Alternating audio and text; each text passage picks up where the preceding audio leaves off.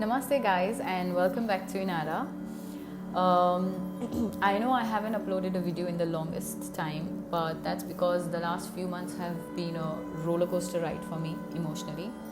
I have lost a few more friends to COVID, but nonetheless, God has been kind, and whoever was meant to recover has recovered. So, yeah, here I am with my favorite topic, tarot card readings. But before we dive into that topic, I just want to express my gratitude to a few people.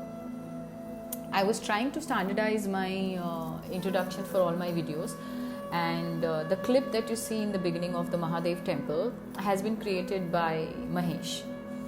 Mahesh is my brother from Hyderabad. As you all know, I've mentioned him in the videos before. He creates this really beautiful photography with rural and natural elements, which I find really amazing. So, Mahesh, thank you so much for letting me use that clip. And the second person that I would like to thank is Anish. Anish, wherever you are, thank you so much for this wonderful gift. This is one of the best sellers. The name of the book is The Secret. It's by Rhonda Byrne, and it is about law of attraction and manifestation techniques. Simply put, this is a book which tells you about the power of human mind and how you can use manifestations to get what you want in your life. So this book really came to me at a very important phase in my life. So once again, thank you Anish for this wonderful gift. And diving into our topic for today, tarot card reading. You will have millions of videos on YouTube telling you about tarot readings or what is tarot. But since my channel is about my journey, I would like to talk about my experience with the tarot cards. Now, tarot cards came to Europe from Egypt in 14th century, and they are a way of fortune telling for intuitive or psychic people. Initially, people used to use the normal playing cards, like the cards with which we play poker and stuff like that. They used to use those cards for fortune telling, but as with everything else, as time evolved, tarot cards started coming in the form of beautiful artwork, and now you have so many different versions of this 78 cards deck. Now, not to get too technical about it, a tarot deck generally has 78 cards, which are again further subdivided into two aspects. One is a major arcana and one is a minor arcana. Now, whenever somebody comes to me for a tarot reading, what I do is I meditate on the cards and I ask them to meditate on their question, and I shuffle the cards and I spread them, and the seeker then picks the card depending on what his or her question is. If it's a yes or no question, they pick two cards. If it is a small situation, then I do a 3-card reading. If it's really a very big situation involving a lot of other factors, then I go for 10-card reading, which is also called the Celtic Cross. Now, in those cards, as I mentioned, there are major arcana cards and there are minor arcana cards. I will show you some of these later on in the video. If there are more of major arcana cards, that to me as a reader tells me that this is a very karmic situation, and whatever is happening because of the person's karma, and whatever is going to happen is also going to be divinely guided. There are other forces at play in this reading or in this situation. Where I have more of minor arcana cards in the spread, that tells me that this is a very practical, people-oriented situation. There are more people involved, and there is a lot of 3D energy which is involved, and the person's actions are going to matter the most, which will reflect what the outcome will be. So that is the very basics of tarot for me. Of course, every tarot reader has their own version of how they see the cards, but this is how I approach my readings. How did I get into tarot card reading. I have always been intuitive since childhood. I used to have vivid dreams, and I have dreamt about people's death, natural, unnatural, suicides. I have dreamt about deaths of pets, which has then materialized. And when I have these dreams, it's not even like it takes some time to manifest. It happens like in a day or two. So what I started doing was I started telling my sister about these dreams, so that when it actually happens, I have a witness. So then I started Googling this stuff, I did realize that I have an enhanced intuition, so I wanted to see what more I can do with it. And I don't exactly remember what I was browsing about on the internet, but I came across this concept of tarot card reading, and it really intrigued me because I was like, here's something interesting. You have this deck of cards which has, I'm so sorry about that, that's Gohan. There's a deck of cards, and based on those cards and your intuition, you can actually guide someone through a situation. So I got my first deck, which was very expensive for me at that time. I got it from Desert Cart Oman, and I started reading for friends and family, and somehow it very eerily turned out to be accurate. And I started receiving a positive, constructive feedback from everyone that I read for. And now I read cards not just for friends and family, but also for strangers. So that was my foray into tarot card reading. Now, have I been wrong in the past? Yes, I have. A lot of times it has happened that I have given a reading based on my intuition, what my feeling was. But when the situation is, this was during the initial days, when the situation is actually unfolded and I have gone back to the reading and I'm like, oh my God, this is what it actually meant. So what I'm trying to say here is that the message can be misinterpreted, but tarot, like astrology, is never wrong. Astrology is more structured. It is based on proper calculations on your birth chart. But even with the tarot, sometimes what your intuition is telling you probably is influenced by other factors, and that is why your reading can be wrong. But fortunately for me, that used to happen only initially when I was not in tune with my own psychic abilities. So then, yes, eventually I realized that, I need to do something more to enhance my intuition. So that's when I started getting into crystals. That's when I started getting into Reiki. And I also realized that the more readings I gave to people, I used to start getting drained and feel exhausted, and I used to have headaches. So I started doing more research on why is this happening.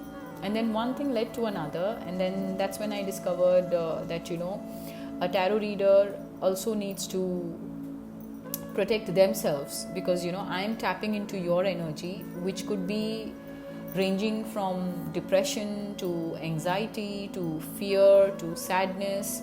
People who come to me for a reading are not always in the best of their phases. They are sometimes going through a breakup. They are sometimes going through, grieving a loved one.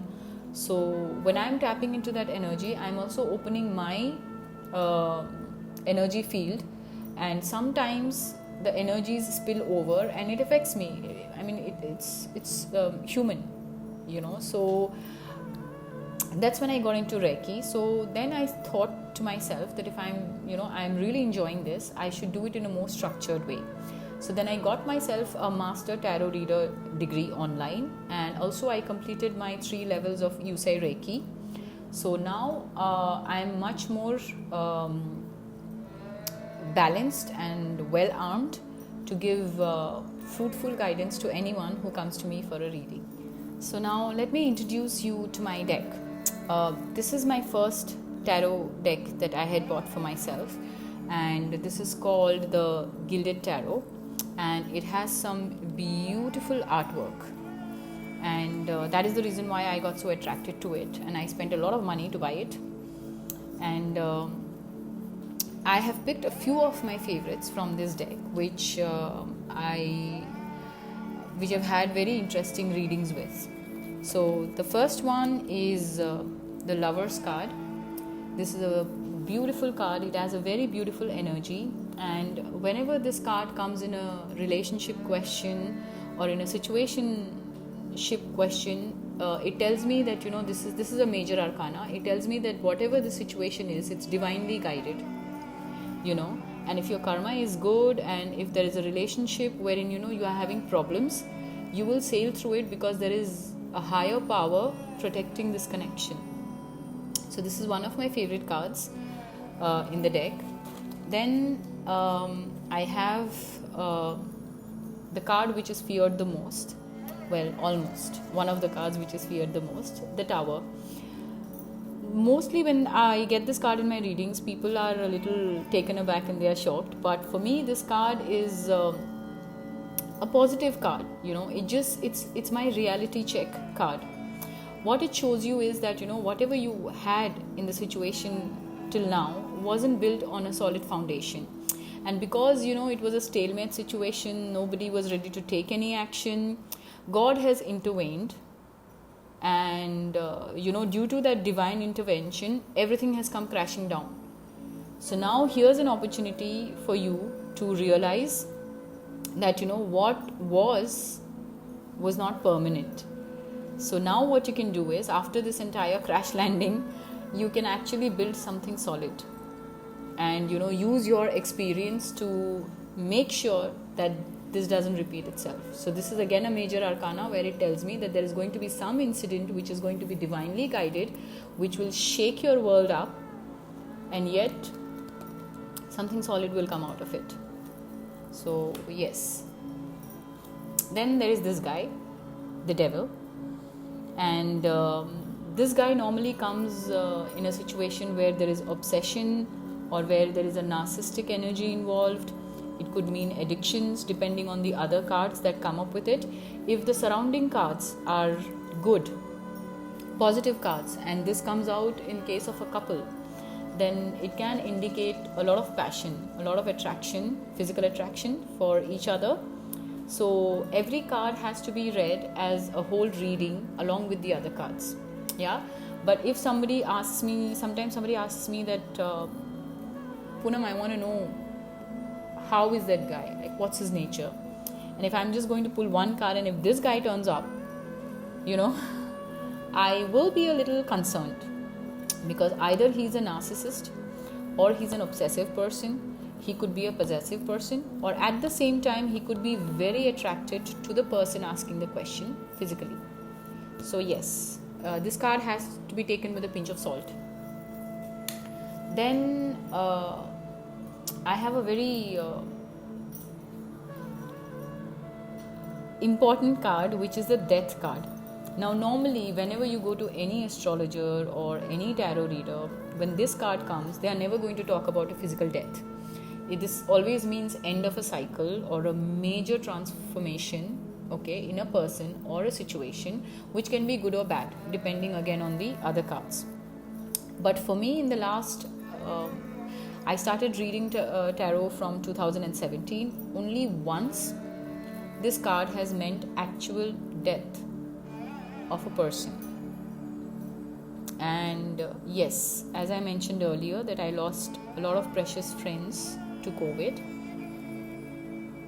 This had come out in one of his last readings that he got from me.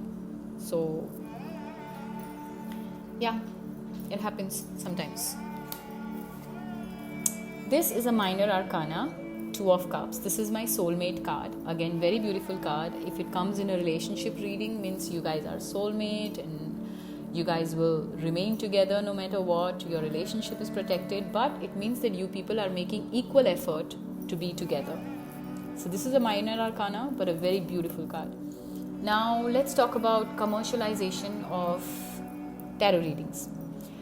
I normally don't charge money for my readings. What I do is I always request my seekers to, do a charity of their choice. And if they are not doing any such activity and they don't have many options, then I always tell them to feed a stray animal wherever they can find one, and my seekers have always been very nice, and they have sent me videos of the energy exchange which they have done on behalf of the reading. So yes, that is how I conduct my readings, because somehow I have this mental block that it's a gift from God, and if I charge money for it, somehow I feel I will lose the gift.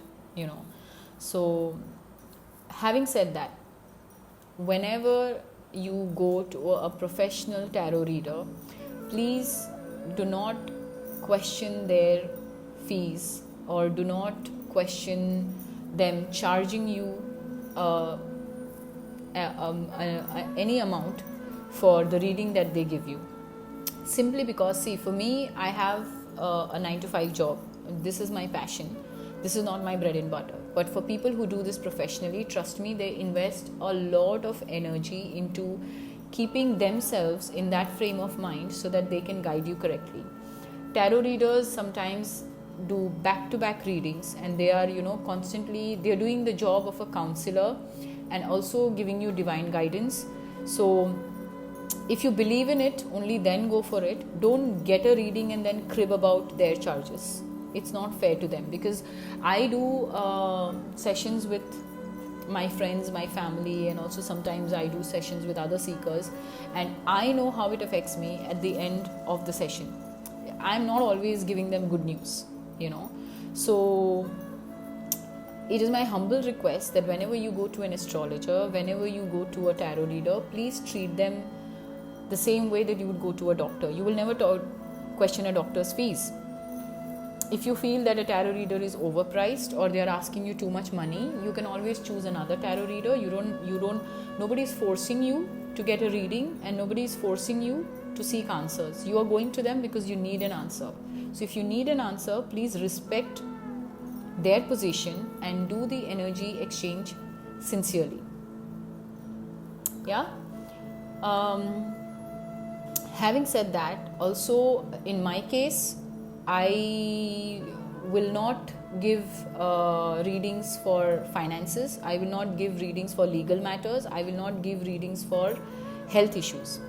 Please understand that this is only guidance. I can, do a reading for your current situation and tell you, how good or bad it is. But a tarot reading should never, ever, ever replace professional advice. It's common sense, right? So wherever you need legal advice, wherever you need medical advice, please go and seek that as well. And if you want a reading from me, I have my email address in the description box below. And please understand that, I am a working mom. So I do this as and when my energy permits me. So depending on what your query is and how I feel about it, I will offer you a reading for sure. Having again said that, I would come back to my way of tarot reading. I normally don't do a reading for someone who has been to 10 readers before me, and I know that they will go to 10 others after me, because that just shows me that you are not here for an answer. You are here for insisting what you want to hear, and the universe doesn't work that way. So if I'm giving you a reading, and if you turn around and tell me, oh, but I've asked somebody else and they have told me this, or oh, I have asked somebody else and they've told me this, in that case I would respectfully send you away, saying that I think you should believe the first person that you went to, because that was the real answer. The more you keep repeating the same question to 10 different people, it's just going to mess up the energy, and there is no way that you will get the answer that you want to hear. So please don't do that. Okay, so I think I have covered most of the aspects of tarot reading. Tarot reading can also be used for clairvoyance. It can also be used for communicating with spirits or your loved ones who have passed away. I have done only one such reading for a pet, for a pet owner who was really upset, and she was grieving a lot, and she was blaming herself somewhere, for the death of her pet. And that was the first and the last time I did that reading, and I promised myself that I'm not going to do it because it kind of freaked me out that how accurate it was. And that's when I decided that I'm not going to communicate with the dead. I don't think it's right. And again, it depends on who you are. I have had people who are very close to me, and if they ask me about a loved one who has passed away, I will give them guidance, but it is not something that I do with a lot of pleasure. And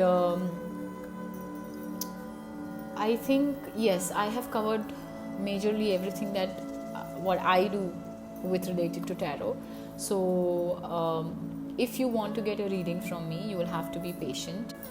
You will have to be patient, and you will have to be accepting of what just keep an open mind, because I don't sugarcoat things. I will tell you things as they are, because when I sit for a session, normally I visualize things. I don't read cards based on the technical knowledge, though I have taken my master's tarot master degree, but I go purely by my intuition, and I do exercises to keep my vibrations high. I do candle tratak, I do moon tratak, I do my mantra chanting. I try and keep my energies in check so that I can give you correct guidance, because when I sit for a session, I hear voices in my ear, and that's how I do my readings. For me, it is literally the voice of the divine, and I don't take it lightly. So when I'm giving you a guidance, please understand that it's not from me. It's what the message universe wants to give you, and it's never a good idea to shoot the messenger. So don't take it personally if I give you any guidance which probably you might not want to hear. Yeah, so that was all about how I read the tarot. So we have finally come to the end of this video, guys, and I hope you found it interesting, and thank you for giving me your precious time and watching the video. And the next video is again going to be a lot of fun, because I'm going to give you a room tour of my Zen zone. I have refurbished and added a lot of new elements to this meditation room of mine, which I would like to share with you. And also I have added a lot of new pieces within this room, which have just flowed into my life. I consider them gifts from the universe. So I would like to share those things with you. And also in the next episode, I will show you my remaining tarot cards. I have 4 decks. I have already showed you one, and I will show you the other 3. So stay tuned. Thank you so much for coming here today, and lots of love and light. Stay blessed, stay safe, and keep watching. Thank you.